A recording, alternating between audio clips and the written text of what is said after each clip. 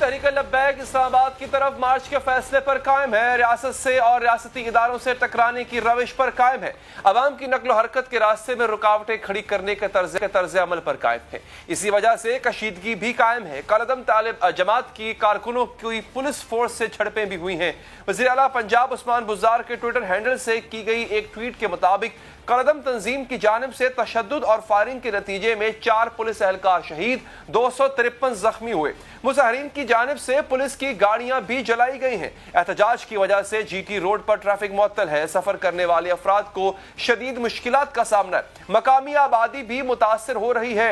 मरीजों का अस्पताल जाना भी मुश्किल बना दिया गया। सिक्योरिटी के पेश नजर इस्लामाबाद रावलपिंडी को मिलाने वाली मरकजी शाहराहें भी सील की गई हैं। इस तमाम सूरत हाल पर हुकूमत ने रियासत की रिट कायम करने का फैसला कर लिया है।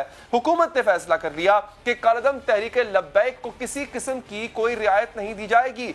अब हुकूमत ने कलअदम तहरीक से इस तरह निमटने का फैसला किया जिस तरह किसी अस्करियत पसंद तंजीम से निमटा जाता है। अब कलअदम तहरीक लब्बैक को एक सियासी और मजहबी जमात नहीं समझा जाएगा।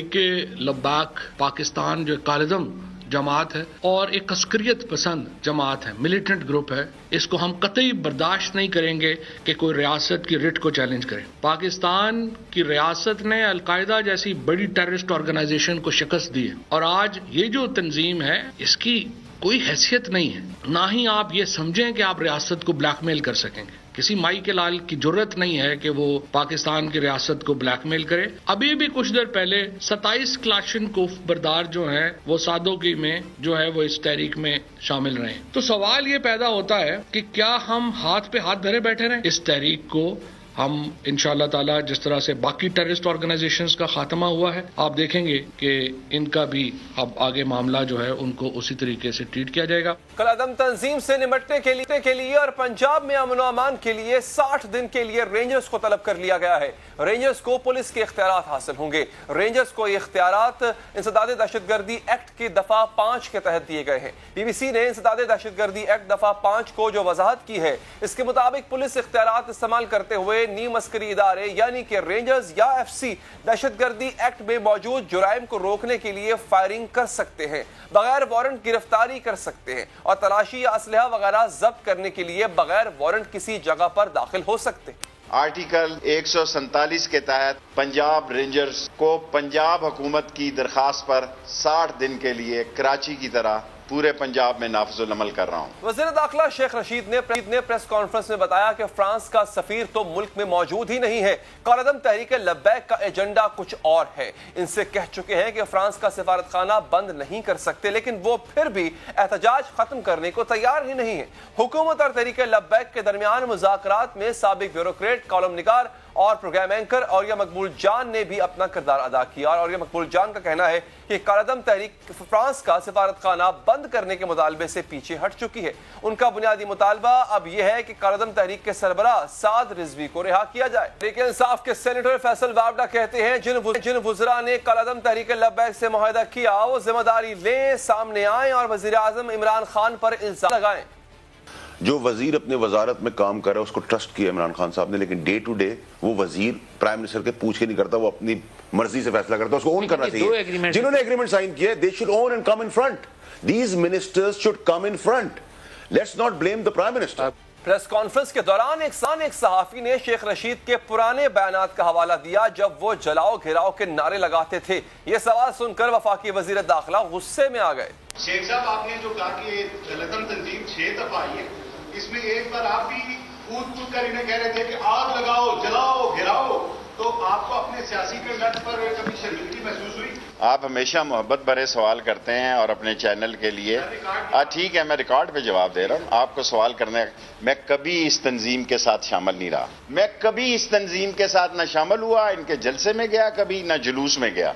और आप एक इतने बड़े चैनल से तल्लुक रखते हैं, मेरा फर्ज है कि मैं आपको जवाब दूं। आप हमेशा ऐसे सवाल करते हैं जो झूठ पे मबनी होते हैं। कलअदम तहरीक के एहतजाज और इससे पैदा होने वाली सूरत हाल पर बात करेंगे हुकूमत पंजाब के तर्जुमान हसन खावर से। उससे पहले बात करते हैं सिचुएशन जानने के लिए कि क्या है समा के मोहसिन खालिद से। मोहसिन खालिद, ये बताइएगा अब सूरत हाल क्या है? हम ये देख रहे हैं कि सुबह से लेकर अब तक एक तसादुम चल रहा है दोनों साइड से, تو اب کیا مظاہرین منتشر ہو گئے؟ کیا جو ٹارگٹ تھا دیا گیا تھا پولیس کو، رینجرز کو، کیا وہ اس میں کامیاب ہوئے؟ جی تھینک یو ویری مچ. جیسا کہ آپ کو معلوم ہے کہ مرید کے میں جو ہے یہ لانگ مارچ جو ہے اس کا قافلہ رکا ہوا تھا، اور جب مذاکرات جو ہے وہ مکمل نہیں ہوئے تو اس کے بعد آج صبح یہ جو کالعدم جماعت کا قافلہ ہے وہ وہاں سے روانہ ہوا ہے. لیکن جب گجرانوالہ کی حدود میں داخل ہوا ہے سادوکی کے قریب تو وہاں پہ ایک بڑا ناکہ لگایا گیا تھا پولیس کی جانب سے، اور وہاں پہ جو ہے شیلنگ ہوئی ہے، پولیس کی جانب سے شیلنگ کی گئی ہے لانگ مارچ کو روکنے کے لیے. لیکن جب پولیس کی جانب سے شیلنگ ہوئی ہے تو اس دوران ہی جو ہے لانگ مارچ کے جو شرکاء تھے ان کی جانب سے بھی باقاعدہ طور پہ جو ہے پتھراؤ کیا گیا ہے، شیلنگ کی گئی ہے، اور پولیس کا کہنا ہے کہ ان کی جانب سے فائرنگ تک کی گئی ہے، جس کی وجہ سے ایک جو پولیس اہلکار ہے ASI وہ موقع پر جو ہے وہ شہید ہوئے ہیں، جبکہ 70 جو پولیس اہلکار ہیں وہ زخمی ہوئے ہیں، جن میں سے کچھ کو تحصیل ہیڈ کوارٹر ہسپتال گجرانوالہ منتقل کیا گیا، کچھ کو ضلعی ہسپتال منتقل کیا گیا. اس کے علاوہ میں آپ کو یہ بھی بتاتا چلوں کہ اس وقت جو ہے جو کالعدم جماعت کا قافلہ ہے وہ اس نے پڑاؤ کیا ہوا ہے کاموکی میں، اور کہا یہ جا رہا ہے کہ صبح جو ہے دوبارہ سے جو ہے وہ قافلہ یہاں سے روانہ ہوگا. اور میں آپ کو یہ بھی بتاتا چلوں کہ آج سارا دن جو ہے وہ پولیس اور مظاہرین کے درمیان جو ہے وہ خوفناک تصادم ہوتا رہا ہے. پہلے یہ کھوڑی کے مقام پہ تصادم ہوا، اس کے بعد سادوکی کے مقام پہ ہوا، اس کے بعد کاموکی میں ہوا، اور جو مظاہرین ہیں ان کی جانب سے 7 موبائل وینس ہیں پولیس کی، ان کو قبضے میں لیا گیا، ان میں اپنا سامان شفٹ کیا گیا. اور اس کے علاوہ جو پولیس اہلکار تھے ان کو اتنا مارا پیٹا گیا، ان پہ اتنا پتھراؤ کیا گیا کہ وہ وہاں سے پیچھے ہٹنے پہ جو ہے وہ مجبور ہو گئے. اور ہماری اب بات ہوئی ہے ضلعی انتظامیہ سے تو ان کا کہنا تھا کہ انٹرنیٹ سروس جو کہ مسلسل معطل ہے کاموکی کے علاقے میں، جب یہ قافلہ وہاں سے روانہ ہوگا گجرانوالہ کے لیے تو گجرانوالہ کی انٹرنیٹ سروس بھی جو ہے وہ معطل کر دی جائے گی. اور جو وہاں پہ شرکاء ہیں، مظاہرین جو ہیں وہ ہاتھ مشتل نظر آئے سارا دن، اور ان کی جانب سے جو ہے وہ خاصا ٹف ٹائم دیا گیا ہے پولیس کو. اور جو 7 موبائل وینس تھی جو کہ انہوں نے اپنے قبضے میں لی تھی ابھی تک جو ہے وہ پولیس اہلکاروں کو نہیں مل سکی. اور جیسے کہ فوٹیجز میں بھی دیکھا جا سکتا ہے کہ پولیس اہلکار جو ہیں تقریباً 15 ایسے ہیں جو شدید زخمی ہیں، اور کچھ ایسے ہیں جن کا سر پھٹ چکا ہے، جن کے بازو ٹوٹ چکے ہیں. اور اب دوبارہ جو ہے یہ لانگ مارچ جو ہے کالعدم جماعت کا وہ صبح شروع ہوگا، اور اب دیکھنا ہے کہ یہ اب گجرانوالہ پہنچ کے یہاں پہ چندہ قلعہ کے قریب سٹے کرتے ہیں یا کہ پھر آگے وزیر آباد کی طرف اور پھر وہاں سے گجرات روانہ ہو جاتے ہیں. خاور بہت بہت شکریہ کر رہے تھے. بات کرتے ہیں ترجمان پنجاب حکومت حسان خاور صاحب سے. خاور صاحب شکریہ. خاور صاحب اس وقت صورتحال کیا ہے؟ آپ کی گورنمنٹ طاقت کا بھرپور استعمال کرنے جا رہی ہے، ابھی بھی کر رہی ہے، تو کیا آپ ان کو منتشر کرنے میں کامیاب ہو پائے؟ ایک کیا اس سلسلے میں اس معاملے کو پرامن طور پہ حل کرنے کے لیے کیا دوبارہ سے مذاکرات کا کوئی سلسلہ یا کسی کو ثالث بنانے کا سوچا گیا؟ اچھا علی دیکھیں، پہلے تو آپ نے پوچھا کہ صورتحال کیا ہے، پہلے ڈائیلاگ کی بات ہوئی، آج کو صورتحال اور ہے. بات یہ ہے کہ حکومت نے ہر ممکن کوشش کی کہ اس مسئلے کو ڈائیلاگ سے ریزالو کریں، کیونکہ آپ کو پتہ ہے کہ ڈائیلاگ مسئلوں کا بہتر حل ہے. لیکن لگتا ہمیں یہ ہے کہ ہماری صلح جوئی کو شاید ہماری کمزوری سمجھا گیا ہے. حکومت کی صلح جوئی اس کی کمزوری نہیں ہے. اسلام امن کا مذہب ہے، اسلام باہمی افہام و تفہیم کا مذہب ہے، لیکن اسلام کمزوری کا مذہب نہیں ہے. پہلی تو بات یہ ہے. دوسری بات دیکھیے یہ ہے کہ یہ جو عقیدت ہے ہماری رسول کریم صلی اللہ علیہ وآلہ وسلم سے، یہ تو ایک متفقہ جذبہ ہے. اس میں کوئی شخص یہ کلیم نہیں کر سکتا کہ یہ صرف اس کا ہے. اس میں ہر پاکستانی، ہر مسلمان ایک دوسرے سے بڑھ کے اس جذبے کا اظہار کرتا ہے، اور ظاہر ہے کہ یہ کسی ایک گروہ تک مخصوص نہیں ہے. تیسری بات یہ ہے کہ ہم کسی بھی گروہ کو یہ اجازت نہیں دے سکتے کہ وہ قانون اپنے ہاتھ میں لے کر تو جیسے مرضی چلے، کیونکہ یہ تو پھر بڑی خطرناک چیز ہے. قانون پر عمل درآمد جو ہے وہ کسی بھی معاشرے کی بنیاد ہوتی ہے، اور میرے خیال میں کہ اس کی رکھوالی جو ہے وہ ریاست کی ذمہ داری ہے، اور ریاست اپنا فرض ادا کرنا بخوبی جانتی ہے. اب ہوا یہ کہ پچھلے کچھ دن حکومت نے یہ کوشش کی کہ یہ بات باہمی افہام و تفہیم سے حل ہو جائے. کچھ شرائط پہ بات ہوئی، اس کے اوپر جو چیز ہمارے ذمہ تھی ہم نے اس کو پیش رفت کی. لیکن لگتا یہ ہے کہ کالعدم تنظیم جو تھی وہ شاید اس پہ پیش رفت نہیں کرنا چاہتی تھی، اور یہ جو ہماری پرامن کوششیں تھیں اس کا نتیجہ آج آپ نے دیکھ لیا کیا ہو گیا. آج کی صورتحال پہ آپ نے جو سوال کیا میں آپ کو وہ بتا دیتا ہوں. آج ہمارے 4 پولیس کے جو اہلکار ہیں وہ شہید ہو گئے ہیں، اور 200 سے زائد لوگ جو ہیں وہ زخمی ہو گئے ہیں. ہمارے جو لوگ تھے ان کے پاس ظاہر ہے کہ لاٹھیاں وغیرہ تھیں، کیونکہ ہم نے تو صرف ان کو منتشر کرنا تھا، لیکن وہاں پر اسلحہ بردار لوگ تھے، آٹومیٹک ان کے پاس رائفلیں تھیں، اسلحہ تھا، اور انہوں نے جو فائرنگ کی اس سے ہمارے 4 اہلکار شہید ہو گئے. اور یہ بہت ہی افسوسناک اور غمناک بات ہے، کیونکہ وہ جو 4 لوگ تھے وہ بھی مسلمان تھے, وہ بھی رسول کریم صلی اللہ علیہ وسلم کے عاشق تھے. اچھا صاحب, میں یہاں پہ آپ کچھ خبریں یہ بھی آ رہی ہیں, بلکہ خبروں کے ساتھ ساتھ کچھ ویڈیوز ہم سے لوگ شیئر کرتے ہیں سوشل میڈیا پلیٹ فارمز پہ, جس میں ان کا الزام ہے کہ پولیس کی طرف سے لائیو ایمونیشن کا استعمال کیا گیا ہے, فائرنگ پولیس کی طرف سے بھی کی گئی ہے, اور وہ کچھ ثبوت کے طور پہ ویڈیوز اور تصاویر بھیج رہے ہیں. اس میں کتنی صداقت ہے کہ پولیس کی طرف سے بھی لائیو ایمونیشن یوز کیا گیا؟ نہیں دیکھیے, میرا نہیں خیال, میرے علم میں تو ایسی کوئی بات نہیں کہ ہم نے کوئی لائیو ایمونیشن یوز کیا ہے.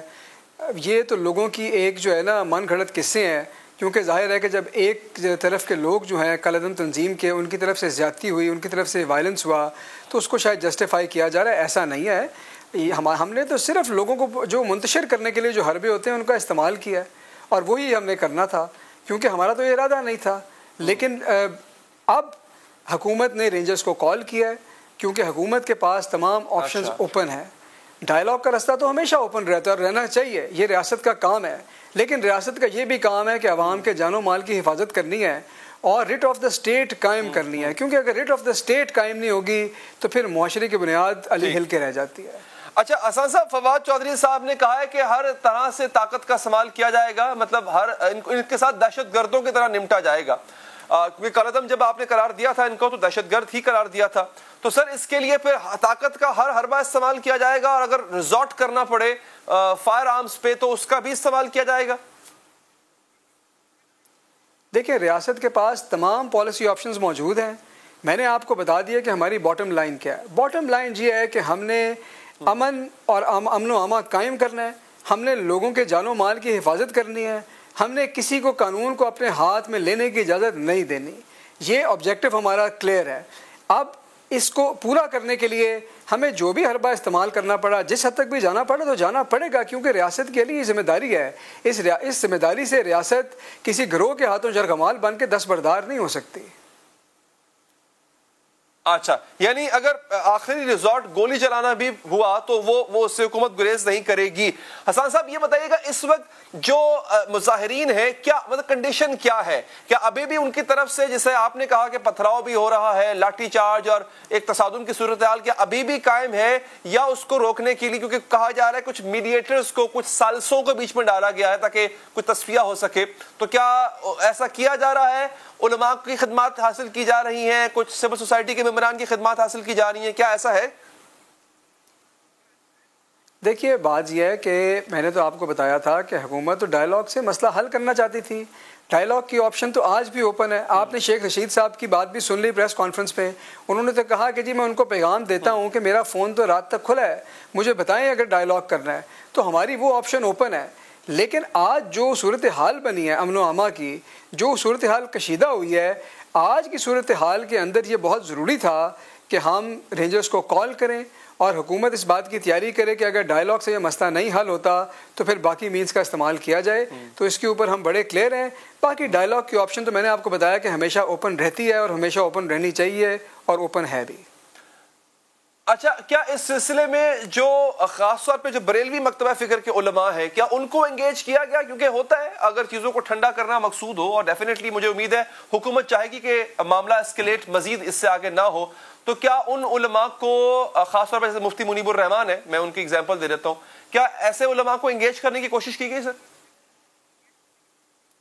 اچھا علی, دیکھیں یہ جو اسپیسیفک سوال ہے نا کہ نیگوسیشن کی کیا اسٹریٹجی ہونی چاہیے, کیا حکمت عملی ہونی چاہیے, لا اینڈ آرڈر مینٹین ہونے کی کیا حکمت عملی ہونی چاہیے, یہ بڑے اسپیسیفک کویسچنز ہیں. میرا نہیں خیال کہ اس کے اوپر پبلکلی ڈیبیٹ کرنا مناسب ہے. لیکن جو پرنسپل کی بات ہے وہ یہ ہے کہ ہم نے بالکل مخلصی سے ڈائلاگ کی کوشش کی ہے, اور ڈائلاگ کرنے کے لیے جو بھی آپشنز اویلیبل ہیں وہ گورنمنٹ کے سامنے ہیں, اور گورنمنٹ کو ان کا استعمال پتہ ہے, ان کو پتہ ہے کہ کس طرح افیکٹو نیگوسیشن ہو سکتی ہے. لیکن دوسری طرف جو لا انفورسمنٹ اور rate of the state enforce کرنا ہے اور اس کا ریٹ قائم کرنا ہے, وہ آپشنز بھی ہمارے پاس موجود ہیں. سچویشن کو وزیر اعلیٰ پنجاب سردار عثمان خان بزدار صاحب خود, چیف سیکرٹری صاحب, سینئر وزراء, آئی جی صاحب, سب لوگ کلوزلی مانیٹر کر رہے ہیں, اور صورتحال کو دیکھتے ہوئے جیسے جیسے حکمت عملی پھر ایوالو ہو رہی ہے اس پہ عمل درآمد کر رہے ہیں. اچھا سر, میں ذرا آپ سے کیونکہ وہاں پہ انٹرنیٹ سروس بھی بند ہے, آن گراؤنڈ سچویشن اس وقت کیا چل رہی ہے؟ کیا جو آپ کا مقصد ہے کہ یہ لوگ ڈسپرس ہو جائیں, واپس چلے جائیں, کیا اس میں کوئی کامیابی ملی ہے ابھی تک آپ کو؟ دیکھیے ابھی تک جو لوگ ہیں جو مجھے آخری اطلاعات آئی تھیں وہ یہ تھا کہ وہ کاموکی کے قریب ہیں اور وہیں ابھی ان کی پیش قدمی رکی ہوئی ہے. ظاہر ہے کہ ہم یہ چاہتے ہیں کہ وہ منتشر ہوں, وہ واپس مسجد رحمۃ للعالمین میں چلے جائیں اور یہ انتشار نہ پھیلائیں. یہ تو بڑی سمپل سی بات ہے. باقی رہ گئی ڈائلاگ کی بات, تو وہ جن ایشوز کے اوپر ہوئی تھی ان ایشوز کے اوپر تو ہم نے پیش رفت بھی کی. ان کے اوپر تو آج شیخ رشید صاحب نے ٹی وی کے اوپر بھی بتایا ہے. تو اگر تو مسئلہ ان ایشوز کا ہے تو اس کا تو بات تو ختم ہو گئی. اس کے اوپر تو بات چیت کے لیے حکومت تیار ہے, آگے بھی جا رہی ہے.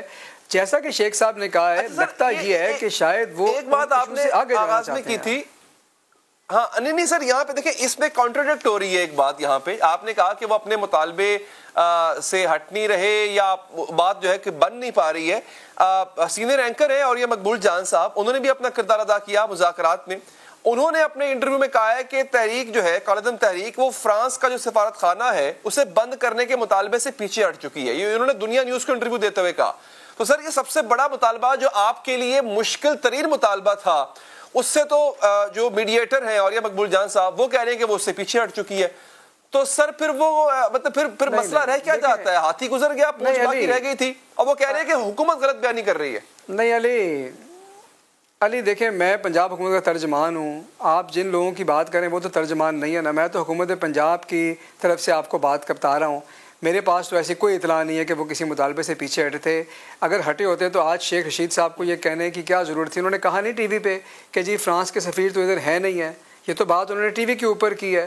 تو بات یہ ہے کہ ان کے سارے ایشوز کے اوپر بات ہوئی ہے. میں آپ کو یہ بتا رہا ہوں کہ اگر مسئلہ ایشوز کا ہو تو ایشوز پہ ڈائیلاگ ہو سکتا ہے. اگر ہیں بھی کہ نہیں آپ کنفرم کر دیں کہ یہ میڈیٹر تھے یا نہیں تھے, اور اگر تھے اور اگر انہوں نے ایسی بات کی ہے تو ان سے پوچھا جائے گا کہ بھئی آپ کو کب کس نے کہا کہ وہ اپنے مطالبے سے دستبردار ہو گئے. دیکھیں بات یہ ہے نا علی, آپ ایک اسپیسیفک کویشچن کریں, میں پتہ کر لوں گا. میرے ذاتی طور پہ علم میں نہیں ہے کہ وہ میڈیٹر تھے, اور اگر انہوں نے غیر ذمہ دارانہ بات کی ہوگی تو بالکل پوچھیں گے, میں پتہ کر لوں گا. میرے علم میں نہیں ہے, لیکن میں اپنی ذاتی حیثیت میں یہ کہہ رہا ہوں کہ میرے علم میں نہیں ہے. یہ اسپیسیفک چیزیں ہیں, اسٹیٹ کے ڈفرینٹ ڈپارٹمنٹ ڈفرینٹ ایجنسیز اس میں کام کر رہی ہیں. اس میں ایک کمیٹی بنی ہے جس کمیٹی نے فیصلے کیے ہیں. ان اسپیسیفک باتوں سے ہمیں میننگ فل بات نہیں ملے گی. دیکھیے میننگ فل بات یہ ہے کہ اسٹیٹ کی اس وقت پالیسی کیا ہے اور اسٹیٹ کی ڈائریکشن کیا ہے, اور کیا اسٹیٹ کے دروازے جو ہیں ڈائیلاگ کے لیے کھلیں کہ نہیں کھلیں. ان سب سوالوں کے جواب ہم نے عوام کے سامنے رکھ دیے ہیں. لیکن ہم نے عوام کو یہ یقین بھی دلانا ہے کہ ریاست آپ کی حفاظت کے لیے جاگ رہی ہے, کوشاں ہے, تیار ہے, اور ہر ممکن ہر پالیسی آپشن کو یوز کرنے سے گریزاں نہیں ہے.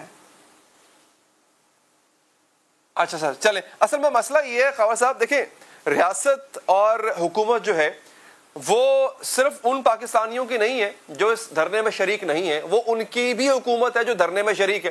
تو وہ بھی کہیں نہ کہیں آپ سے کچھ ایکسپیکٹ کر رہے ہوں گے. اب ایکسپیکٹیشن میں کہیں نہ کہیں بات یہ آ رہی ہے کہ جو اسپیسیفک کوسچنز ہیں آپ ان سے سر لا علمی کا اظہار کر رہے ہیں. یہ وہ کوسچنز ہیں جو معاملے کو سلجھا سکتے ہیں. جیسا کہ اگر یہ ایسا ہے کہ کوئی شخص میڈیشن کے لیے گیا اور اس نے دعویٰ کیا کہ وہ اپنے بیسک مطالبے سے ہٹ چکے ہیں, اور اگر گورنمنٹ کو اس بات کا علم نہیں ہے, تو سر آپ کو نہیں لگتا یہ بہت بڑا لوپ ہول ہے جسے ہم مس کر رہے ہیں؟ اگر اس کو فل کر لیا جائے تو شاید یہ مسئلہ ہی نہ ہو. ماضی میں آپ کو یاد ہے ہم لال مسجد کا واقعہ دیکھ چکے ہوئے ہیں. علی میں آپ کو ذرا ایکسپلین کر دوں. دیکھیں علی, یہ جب بات ہو رہی ہے نا, آپ تو ایک اسپیسیفک ایشو کی بات کریں, میں آپ کو تھوڑا سا یہ اس کو اسٹرکچر کر دوں بات کو. دیکھیں پہلی بات یہ ہے کہ اسٹیٹ جو ہے وہ ان کو انگیج انہوں نے کیا, ہم نے ان کے ساتھ ڈائیلاگ کیا, اور جو اس میں شیئر کرنے والی بات تھی ہم نے پہلے عوام کے سامنے لائے.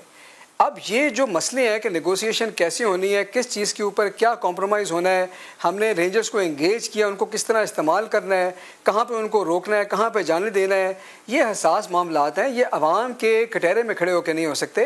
اس میں جب کوئی شیئر کرنے والی بات ہوگی تو ہم آپ کے سامنے لے آئیں گے.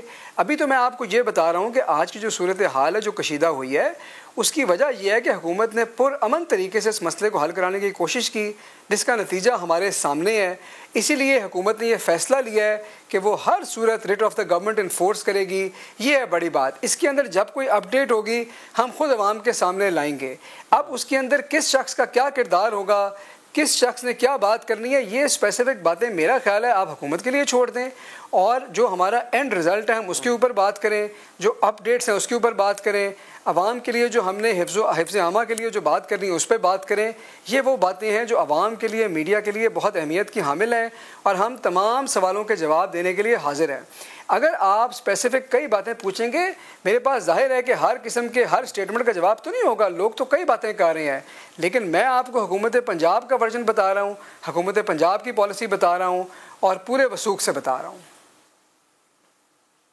اچھا خبر صاحب، اصل میں سر مدعا یہ ہے کہ اگر یہ ہم اس کو عوامی مسئلہ ہوتا نا اور اس کا ہر پہلو عوام سے نہ جڑا ہوتا تو شاید آج آپ اور میں اس کو ڈسکس بھی نہ کر رہے ہوتے، حکومت کے لیے کوئی اتنا بڑا مسئلہ بھی یہ نہ ہوتا۔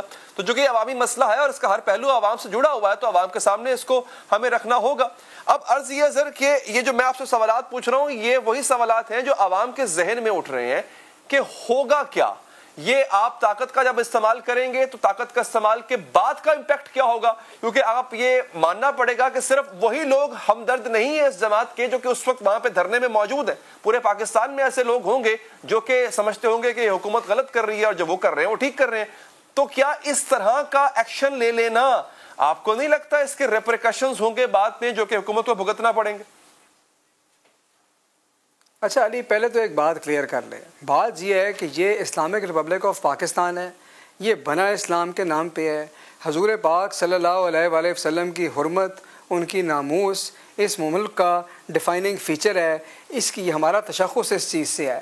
ہر مسلمان ایک دوسرے سے بڑھ کے اس جذبے سے عقیدت رکھتا ہے، یہ جذبہ کسی ایک گروہ کا نہیں ہے، نہ ہی اس جذبے پہ کسی ایک گروہ کی اجارہ داری ہو سکتی ہے۔ یہ میرا بھی جذبہ ہے، یہ آپ کا بھی جذبہ ہے، یہ پورے پاکستان کا جذبہ ہے، اس لیے اس بات کو ہم الگ رکھ دیں کہ یہ اس جذبے کی کوئی بات ہے، اس جذبے پہ تو کوئی اختلاف ہو نہیں سکتا۔ اگر آپ پاکستانی ہیں، اگر آپ مسلمان ہیں تو یہ جذبہ تو بڑھ چڑھ کے ہے۔ دوسری چیز آتی ہے ایشوز کی، جب آپ ایشوز کے اوپر آتے ہیں تو ڈائلاگ ہو سکتا ہے، ڈائلاگ کے لیے ضروری ہے کہ دونوں پارٹیاں قدم آگے بڑھائیں، ڈائلاگ کبھی ون سائیڈڈ نہیں ہوتا، دونوں پارٹیاں آگے آتی ہیں، گیو اینڈ ٹیک ہوتا ہے، وہ بھی آپشن ہم یوز کی ہے، کرنے کو تیار بھی ہیں۔ اس کے بعد تیسری اور آخری لیکن سب سے اہم ذمہ داری ریاست کی یہ ہے کہ جس قانون کی بنیاد پہ وہ معاشرہ کھڑا ہے، جس آئین کی بنیاد پہ وہ معاشرہ کھڑا ہے، اس کی پاسداری کی جائے، اس کی حفاظت کی جائے، لوگوں کو امن دیا جائے، لوگوں کو تحفظ دیا جائے، کیونکہ جس معاشرے سے یہ اٹھ جاتا ہے اس معاشرے کی بنیاد ہل جاتی ہے اور اس چیز کے اوپر ریاست کوئی کمپرومائز نہیں کرے گی۔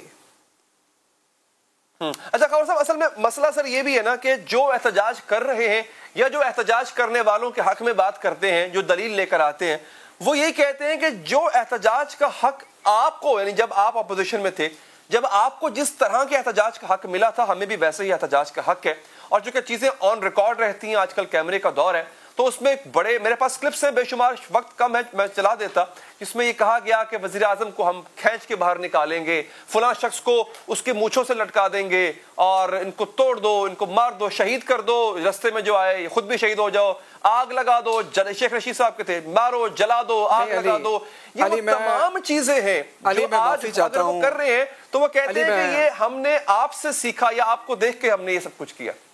نہیں علی، نہیں علی، میں آپ سے معافی چاہتا ہوں کہ میں آپ کی بات کاٹ رہا ہوں۔ میری درخواست ہے کہ ان دو ایشوز کو نہ ملائیں، سیاسی نعرہ بازی، سیاسی مخالفتیں، سیاست ایک اور چیز ہے، یہ ایک اور مسئلہ ہے۔ اس ملک میں یہ جمہوری ملک ہے، ادھر جمہوریت ہے، ادھر ہر شخص کو آزادی رائے کا ود ان لمٹس حق ہے، اس کا احتجاج کرنا بھی اس کا حق ہے، جب تک کہ وہ قانون کے دائرے میں رہ کر اپنا احتجاج کرے۔ لیکن آپ ایک ایسی کالعدم تنظیم کی بات کر رہے ہیں جس کے مظاہرے میں آج 4 پولیس والے شہید ہو چکے ہیں، 200 سے زائد لوگ زخمی ہو چکے ہیں۔ میری آپ سے درخواست ہے کہ اس بات کو سیاست سے نہ جوڑیں، اس کو سیاسی رنگ نہ دیں، یہ نازک مسئلہ ہے، یہ نازک موقع ہے، یہ ملک کی سالمیت کے مسئلے ہوتے ہیں، اس میں میرا نہیں خیال کہ اس کو سیاسی رنگ دینا مناسب ہے۔ اچھا، بہت بہت شکریہ احسان خان صاحب، ترجمان پنجاب حکومت ہم سے بات کر رہے تھے۔ وقفہ لیں گے، وقفے کے بعد آپ کو بتائیں گے کہ پاکستانی معیشت کو سہارا دینے کے لیے سعودی عرب آگے بڑھا، لیکن کیا اب یہی ہماری قسمت میں رہ گیا ہے کہ ہم قرض کی ماہی پیتے رہیں گے؟ بات کریں گے وقفے کے بعد۔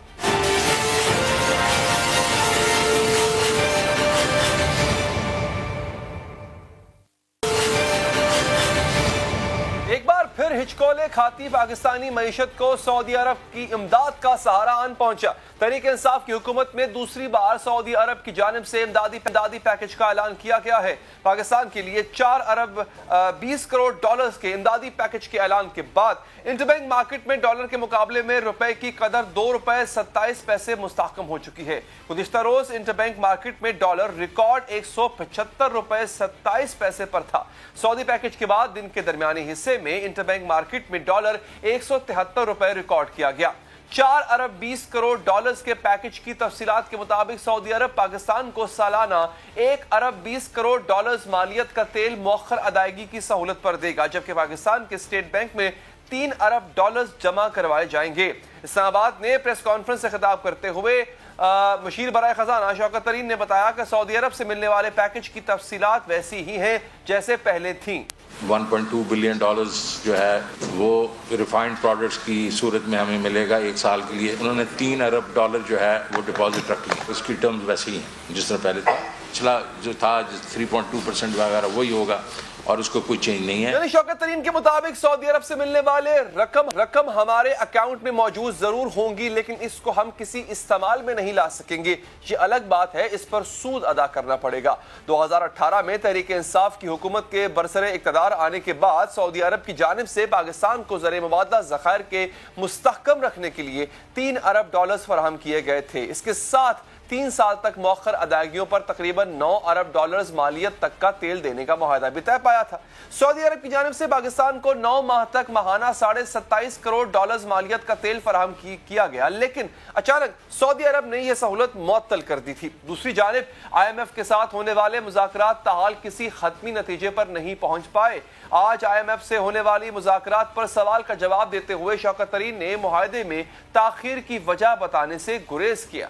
तो बस एक आधी चीज़ है जिसके ऊपर हमारी बहस हो रही है और वो इंशाल्लाह अगले 1-2 दिन है। नहीं वो सब तय हो गया है। एक आधी चीज़ रह गई है, मैं नहीं चाहूँगा कि मैं इस फोरम पे वो डिस्कस करूँ, बट एक आधी चीज़ रह गई है। दूसरी जानिब एक्सप्रेस ट्रिब्यून में शाया होने वाली खबर के मुताबिक IMF से मुआहदे में ताखीर होने की वजूहात में एक वजह यह भी है कि IMF चाहता है पाकिस्तान वजारत दिफा और दीगर सरकारी इदारों के तमाम बैंक अकाउंट्स को कमर्शियल बैंकों में बंद करे और रकम मरकजी बैंक मुंतकिल की जाए। इसके अलावा IMF चाहता है सदारती ऑर्डिनेंस जारी करने की बजाय हुकूमत टैक्स में छूट वापस लेने और मजीद टैक्स लगाने के लिए पार्लियामेंट में फाइनेंस बिल पेश करे। सऊदी माशी इमदाद पैकेज IMF प्रोग्राम पर होने वाले मुज़ाकरात और महंगाई के हंगाम पाकिस्तान में सूरत हाल ये बन चुकी है। क्या लोग क्या कहते हैं ये सुनिए। पाकिस्तान IMF से प्रोग्राम हासिल करने के लिए पुरजोश है। वज़ीर आज़म समझते हैं मईशत दुरुस्त सिमत में जा चुकी है। सवाल यह है कि अगर ऐसा ही है तो चंद अरब डॉलर्स के लिए हम IMF के दर पर क्यों खड़े हैं। IMF चाहता है मजीद टैक्सेस लगाए जाएं यकीनी तौर पर, जिससे महंगाई बढ़ेगी। सवाल यह है कि वज़ीर आज़म मजीद टैक्सों की भरमार और सब्सिडी के खात्मे के साथ महंगाई कैसे कम करेंगे। मुशीर खजाना समझते हैं पाकिस्तान सस्ता तरीन मुल्क है। दूसरी जानिब वज़ीर आज़म समझते हैं महंगाई है, इसलिए वो टारगेटेड सब्सिडी देना चाहते हैं, यानी वो महंगाई कम करना चाहते हैं। सवाल ये है कि मुशीर खजाना समझते हैं पाकिस्तान सस्ता तरीन मुल्क है तो टारगेटेड सब्सिडी क्यों दी जाएगी। बात करेंगे, सीनियर एनालिस्ट है, सहाफ़ी हैं और मुल्क की इकोनॉमी पर अक्सर रिपोर्ट करते रहते हैं। हमारे साथ मौजूद हैं जनाब शहबाज राना साहब। राना साहब बहुत शुक्रिया आपका। राना साहब यही सवाल है कि हमने जब ये सोच लिया है कि हमने IMF के पास जाना है, हमने सऊदी अरब की इमदाद हासिल करनी है, तो फिर पाकिस्तान में महंगाई को जिनको काबू करने की तो फिर तो जरूरत पैदा ही नहीं होती, क्योंकि फिर तो बीच में से जो बफर है हुकूमत का वो तो खत्म हो गया ना, क्योंकि महंगाई तो होगी ही होगी। अब मुझे बताइएगा कि सऊदी अरब का भी जो हमें लोन मिला है या जो डिफर्ड पेमेंट मिली है उसका भी सूद अदा करना पड़ेगा, IMF के पास भी जाना पड़ेगा। इम्पैक्ट क्या होगा इसका? जी बहुत शुक्रिया आपका, आपने बड़ा रेलेवेंट सवाल उठाया है कि जो महंगाई हो रही है वो तो आलमी फैक्टर्स की वजह से हो रही है। आलमी मंडी में कीमतें बढ़ रही हैं, हुकूमत के तो कंट्रोल में कुछ नहीं है। तो फिर हुकूमत किस चीज़ की, अगर महंगाई दुनिया में बढ़ेगी तो पाकिस्तान में बढ़ेगी, दुनिया में कम होगी महंगाई तो पाकिस्तान में कम होगी, तो फिर हुकूमत का अपना किरदार क्या है। एक तो ये सवाल है। दूसरा सवाल आपने बड़ा रेलेवेंट उठाया कि कब तक हम कर्ज़ों के ऊपर चलते रहेंगे, क्या कर्जे ही पाकिस्तान का हल है, क्या कर्जे जो आप IMF से लें या सऊदी अरब से लें क्या इसी तरह मुल्क चलेगा। तो ये जो दोनों सवालात है ना, और हुकूमत का जो کل کا ایکشن ہے. وزیر اعظم عمران خان صاحب جب سعودی عربیہ گئے اور وہاں جا کے انہوں نے پھر دوبارہ درخواست کی تیسرے سال میں دوسری دفعہ کہ جی پاکستان کی مدد کرے. یہ ایک قسم کا اعتراف ہے کہ حکومت پاکستان گزشتہ 3 سال کا جو عرصہ تھا اس میں وہ جو پاکستان کی اکانومی تھی اس کو ٹھیک نہیں کر سکی. اور یہ کوئی چھوٹا ایڈمیشن نہیں ہے. آپ کو یاد ہوگا آج آپ نے دیکھا سوشل میڈیا کے اوپر وزیر اعظم عمران خان صاحب کے پرانے جو کلپس ہیں وہ بھی نکال کر دوبارہ چلائے گئے کہ قرض لینا کتنی بری بات ہے. یہ ایک پولیٹیکل سٹیٹمنٹ تو ہو سکتی تھی اور جن حالات میں پاکستان تحریک انصاف کی حکومت بنی تھی ان حالات میں شاید یہ جسٹیفائیڈ تھا. اس وقت حکومت کا سعودی عرب سے قرض لینا, متحدہ عرب امارات سے قرض لینا, چین سے قرض لینا اور پھر ایونچولی IMF کے پروگرام میں جانا. لیکن آج جہاں پہ ہم بیٹھے ہوئے ہیں 3 سال سے زیادہ کا عرصہ ہو گیا ہے, آج اگر حکومت دوبارہ سعودی عرب کے پاس گئی ہے اور درخواست کی ہے کہ جی ہمیں پیکج دیا جائے تو یہ جسٹیفائیبل نہیں ہے. اس کا مطلب ہے کہ حکومت کی جتنی بھی اکنامک پالیسیز تھی ان pass over 3 years all those policies ایک اور بڑی عجیب بات ہوئی ہے پاکستانی, مجھے ہرٹ ہوئی ہے بات. وہ دیکھیں میں IMF کے پاس بھی گیا, ٹھیک ہے, میں وہاں جا کے میں نے IMF کی ہر شرط بھی مانی, میں نے بجلی بھی مہنگی کر دی, میں نے گیس بھی مہنگی کر دی, میں نے ٹیکسز بھی بڑھا دیے, میں نے عوام پر بوجھ بھی ڈال دیا ہر قسم کا, پیٹرول بھی مہنگا کر دیا. IMF کے پاس جانے کے بعد پھر مجھے سعودی عرب کے در پہ بھی جانا پڑ گیا. تو اور اس کا فائدہ کیا ہوا؟ آخری جو قسطیں ہیں وہ لینے کے لیے میں وہ شرطیں جو IMF لگا رہا ہے وہ میں قبول کر نہیں سکتا. جو میں قبول پہلے کر چکا ہوں اس سے پہلے ہی عوام کا بیڑا غرق کر دیا, اور پھر بھی مجھے کہتے ہیں نہ خدا ہی ملا نہ مثال صنم. تو پھر یہ ہم نے حاصل کیا کیا یہ سب کر کے؟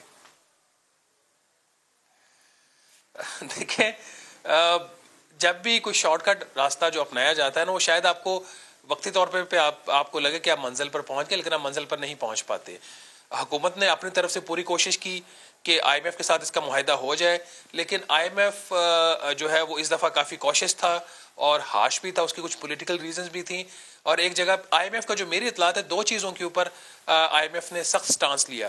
نمبر 1 یہ تھا کہ جو حکومت پاکستان نے کمٹمنٹس کی تھی مارچ اپریل 2021 میں, ان کمٹمنٹس کے بعد اس میں سے کچھ پہ عمل درآمد ہوا اور کچھ پہ نہیں ہوا تھا, اور ان کمٹمنٹس کے بعد IMF نے $50 کروڑ کی قرضے کی جو اگلی قسط تھی وہ جاری کر دی.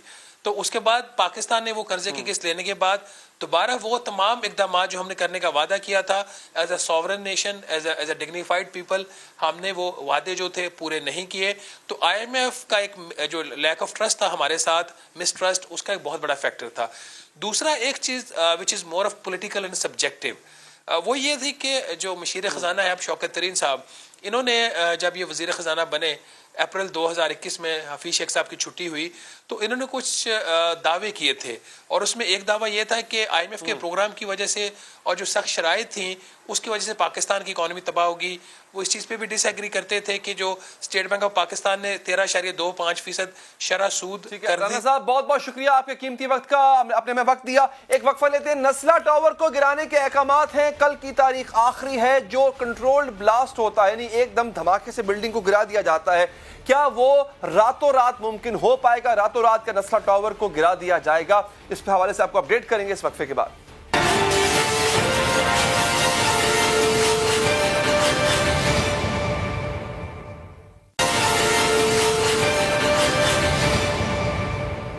سپریم کورٹ کی جانب سے نسلا ٹاور کو خالی کرنے کی مہلت ختم ہونے میں چند گھنٹے باقی ہیں. بجلی پانی گیس کے کنیکشنز کٹنے کے باوجود نسلا ٹاور میں ابھی تک کئی خاندانوں کے رہائش پذیر ہونے کی اطلاعات ہیں. کراچی میں موجود بلڈنگ نسلا ٹاور 15 منزلوں پر مشتمل ہے. اس میں 150 فلیٹس ہیں. ہر فلیٹ کی قیمت 2.5 کروڑ سے 3 کروڑ روپے بتائی جاتی ہے. ناظرین, ناجائز تجاوزات ہونے کے بنا پر سپریم کورٹ کی جانب سے نسلا ٹاور کو گرانے کا حکم دیا گیا ہے. سپریم کورٹ کی جانب سے نسلا ٹاور کو کنٹرولڈ بلاسٹنگ کے مدد سے گرانے کا حکم جاری کیا گیا. عدالت نے اپنے حکم میں لکھا تھا کہ نسلا ٹاور کا مالک متاثرین کو رقم واپس کرے اور کمشنر کراچی نسلا ٹاور کے مالک سے رقم متاثرین کو واپس دلوائے. تاحال نسلا ٹاور کے متاثرین کو ادا کی گئی رقوم واپس نہیں دلوائی جا سکی. اگر امپلیمنٹ کرانا ہے تو آپ پورا امپلیمنٹ کرائیں. یہ بھی تو پوچھے ہیں کہ لوگوں کو پیسے ملے کہ نہیں ملے, چونکہ وہ آپ ہی کا حکم ہے تو آپ ہی اس پہ عمل کروائیں. اسی فیصلے میں یہ بھی تھا کہ ہمارے جو الاٹیز ہیں ان کی پیمنٹ کی جائے گی. ہمارے 3 بیڈ کے 4 کروڑ کی ویلیو, ٹھیک ہے, اور 2 بیڈ کے جو ہے ہمارے 3 کروڑ کی ویلیو ہے, ٹھیک ہے, کرنٹ ویلیو ہے.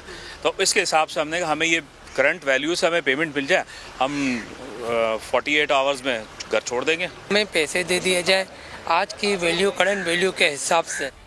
सिंध हुकूमत भी सुप्रीम कोर्ट के फैसले से मुत्तफिक नहीं। एडमिनिस्ट्रेटर कराची मुर्तजा वहाब का कहना है कि नस्ला टावर गिराने का फैसला अदालत का है, सिंध हुकूमत इससे इत्तफाक नहीं करती। नस्ला टावर गिराने का फैसला सिंध हुकूमत ने नहीं किया, फैसला अदालत ने किया। जो अदालती फैसला होगा वो किसी भी सरकारी अफसर को फॉलो करना जरूरी है। हम उस फैसले से इत्तफाक नहीं करते और ये बार बार हमने कहा है। पाक सरजमीन पार्टी के सरबराह सैयद मुस्तफा कमाल भी नस्ला टावर को गिराए जाने पर मुतासरीन के साथ खड़े नजर आते हैं। ये एक बिल्डिंग गिरा देंगे और अभी 100 बिल्डिंग की तामीरात इसी शहर में इलीगल हो रही है। सिंध बिल्डिंग कंट्रोल अथॉरिटी के अफसरों को और उस बिल्डिंग को उसके अंदर बम बांधकर घुस जाओ जाकर और जाके उड़ा दो उसको बम से, आज शहर में इलीगल कंस्ट्रक्शन रुक जाएगी। ये नस्ला टावर भी लाल मस्जिद बन सकती है। आपको इंसानों के दिमागों को नहीं पता कि एक इंसान जब अपने सामने अपने आप अब बेबस देखेगा ना अपने आप को, तो पता नहीं वो फिर उसका दिमाग कहाँ किस तरह काम करता है। दूसरी जानिब जंग अखबार में शाया होने वाली खबर के मुताबिक बिल्डर की जानिब से 340 गज की जमीन हथियाने का लालच मकीनों के लिए वबाल बना। सर्विस रोड की इजाफी जगह कब्जा करना बिल्डर का जुर्म करार पाया। सिंध बिल्डिंग कंट्रोल अथॉरिटी की जानिब से नस्ला टावर को NOC 2013 में जारी किया गया। चीफ कमिश्नर कराची ने 1957 में मज़कूरा प्लाट में 264 गज के इजाफे की मंजूरी दी। अलॉटमेंट लेटर में शाराए फैसल की 280 फीट चौड़ाई दर्ज थी, जबकि शाराए फैसल की मौजूदा चौड़ाई 240 फीट है, यानी 40 गज मजीद जमीन बिल्डर ने हथिया ली। इस तरह शाहरा जो है 1980 में शाराए फैसल दोनों जानिब से कई फुट का जो रकबा है वो प्लॉट्स में शामिल कर लिया गया। नस्ला टावर का 780 गज का प्लॉट 1044 गज का हो गया। नाज़रीन, BBC उर्दू के मुताबिक इससे कबल मुतादिद अदालतें मुख्तलिफ मवाक़ों से कई मंसूबों को खिलाफे कानून करार दे चुकी हैं, जिनमें सुकम पाया गया था। पाकिस्तान के दारुल हुकूमत इस्लामाबाद में तामीर करदा लग्जरी रहायशी मंसूबा वन कॉन्स्टिट्यूशनल एवेन्यू भी इस वक्त कानूनी तनाज़े का शिकार हुआ, जब इस्लामाबाद हाई कोर्ट ने इस्लामाबाद के वन कॉन्स्टिट्यूशनल एवेन्यू के लीज की मनसूखी से मुतालिक कैपिटल डेवलपमेंट अथॉरिटी के फैसले को बरकरार रखा था। प्रोजेक्ट तामीर करने वाली कंपनी अदालत उज़्मा पहुंची, जिसने इस्लामाबाद हाई कोर्ट की लीज कैंसिल करने का हुक्म मुअत्तल करते हुए प्राइवेट बिल्डर को हिदायत की कि वो 17.5 अरब रुपए की रकम 6 मुसावी अक़सात में CDA को अदा करे। इस प्रोजेक्ट में सियासतदानों समेत कई बाअसर शख्सियात ने अपार्टमेंट्स की बुकिंग कराई थी। दोनों फरीकैन के माबैन तय पाने वाले मुआहदे के तहत बिल्डर की जानिब से 2.9 अरब रुपए की पहली किस्त 30 दिसंबर 2021 को अदा की जाएगी, जबकि आखिरी किस्त दिसंबर 2026 में अदा की जाएगी। सुप्रीम कोर्ट ऑफ पाकिस्तान ने कराची में बहरिया टाउन की जमीन भी रेगुलराइज कर दी थी।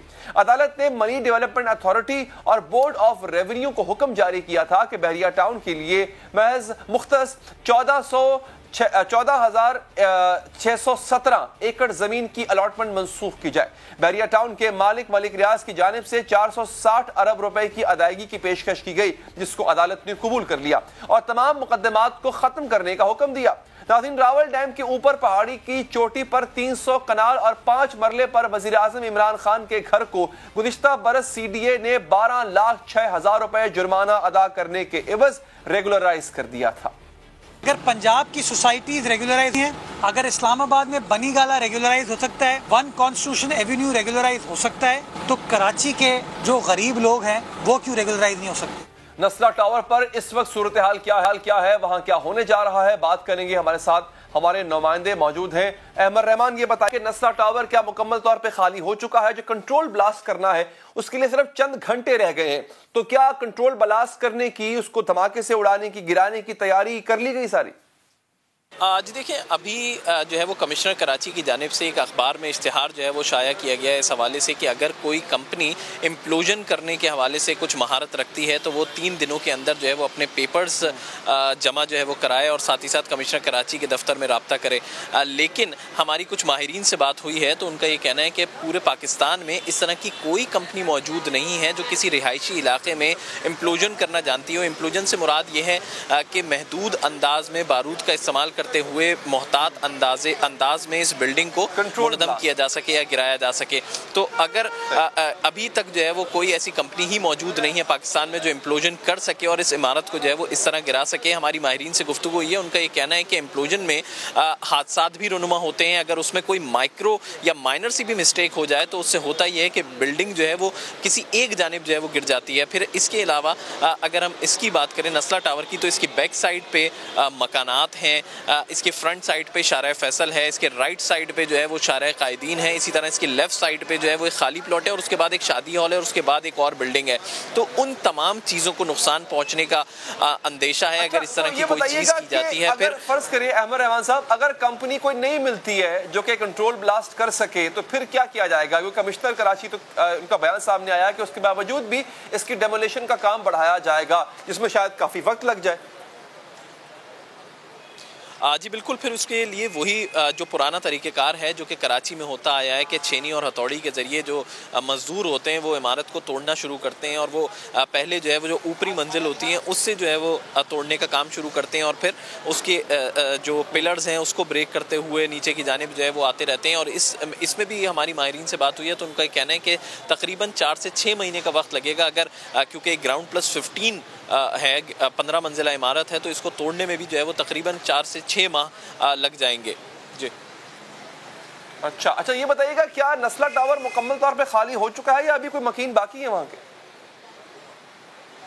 آج دیکھیں اس وقت کیونکہ آج صبح سے ہم یہ دیکھ رہے ہیں کہ نسلہ ٹاور میں جو رہائشی افراد تھے وہ اپنے گھروں کا سامان جو ہے وہ شفٹ کر رہے ہیں اور ابھی بھی ہم مسلسل یہی دیکھ رہے ہیں کہ لوڈڈ گاڑیاں جو ہے وہ یہاں سے باہر نکل رہی ہیں جس میں سامان جو ہے وہ لدا ہوا ہے. لوگ کافی پریشان دکھائی دے رہے ہیں کیونکہ وہ اب یہاں سے شفٹ کر رہے ہیں. ضلعی انتظامیہ کی جانب سے یہ کہا گیا ہے کہ رات 12 بجے. ٹھیک ہے احمد, بہت بہت شکریہ تفصیلات سے آگاہ کرنے کے لیے. آگے بڑھتے ہیں ناظرین. جو بال پھینکتا تھا تو سامنا کرنے والے بیٹسمین کی سانسیں رک جاتی تھی, جس کی بالنگ کی رفتار مثال بن چکی تھی. بڑے بڑے بلے باز جس کا سامنا کرنے سے گھبراتے تھے. جو میدان میں اترتا تھا تو مخالف ٹیم کے آدھے سے زیادہ کھلاڑیوں کو اکیلا آؤٹ کر دیتا تھا. اس کی کارکردگی پاکستانی ٹیم کو میچ جتاتی تھی. آج اس لیجنڈ کرکٹ کھلاڑی کے ساتھ سرکاری ٹی وی پر جو سلوک ہوا وہ دیکھنے والے سب لوگ دل گرفتہ ہیں. ناظرین, سپیڈ سٹار شعیب اختر کے ساتھ سرکاری ٹی وی پر تلخ رویہ اپنایا گیا.